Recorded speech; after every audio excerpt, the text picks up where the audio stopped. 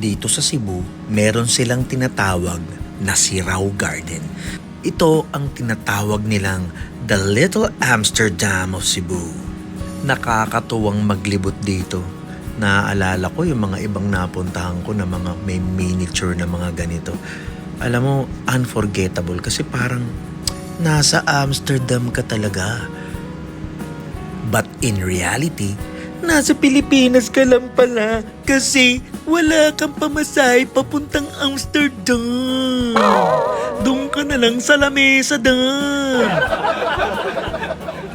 Pero sa totoo lang guys, napakaganda talaga dito. Alam mo, walang time limit. Kung gusto mo, dito ka hanggang gabi.